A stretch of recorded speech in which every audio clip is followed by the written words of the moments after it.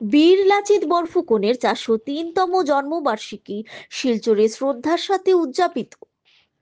সারা কাছাড় করিমগঞ্জ ও হাইলাকান্দি ছাত্র সংস্থা আকসার উদ্যোগে বিভিন্ন কর্মসূচির মধ্য দিয়ে সোমবার শিলচরে বীর লাচিত বরফুকনের 403তম জন্মবার্ষিকী উদযাপন করা হলো।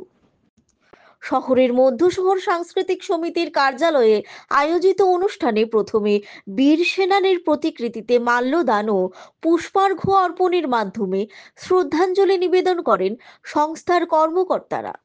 পরবর্তী সভায় বক্তারা লাচিত বরফুকনের অমর বীরত্ব, দেশপ্রেম এবং নেতৃত্বের গুণাবলী তুলে ধরে তরুণ সমাজকে তার দেখানো পথে এগিয়ে যাওয়ার আহ্বান জানান। লাচিত বরফুকন শুধু আসামের গর্ব নন, গোটা ভারতবর্ষের গর্ব। লাচিত বরফুকন যদি না থাকতেন, আজ আসাম ভারতবর্ষের মানচিত্রের মধ্যে থাকতো না। কে সেই লাচিত বরফুকন? তার বীরগাথা, আত্মকথা আজকের তরুণ তরুণী, আজকের প্রজন্ম যদি না জানে, তে ইতিহাস আমাদেরকে ক্ষমা করবে না।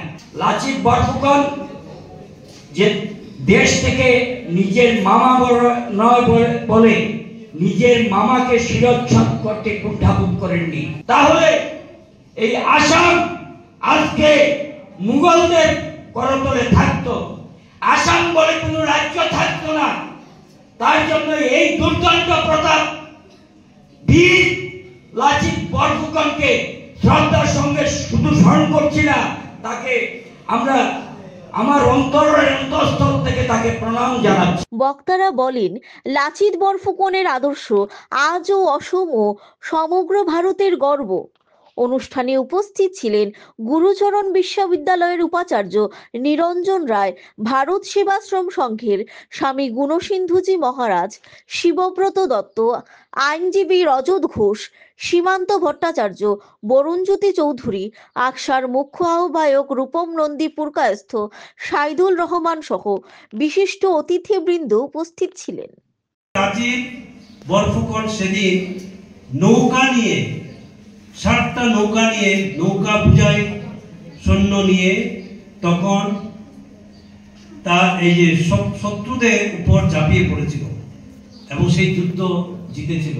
নেশন ফার্স্ট, যে আমি অসুস্থ এটাকে আমি পরোয়া করি না, কিন্তু আমার দেশের জন্য আমি আমার প্রাণ দেব, রাষ্ট্র প্রথম। লাচিতের মামা সেই যুদ্ধে তখন তার ডিউটি, তার যে দায়িত্ব ছিল, সেই দায়িত্বে গাফিলতি করেছিল, সেই জন্য মামাকে শাস্তি দিয়েছিল, মামাই কাটা, নিজের মামাকে শাস্তি দিয়েছিল।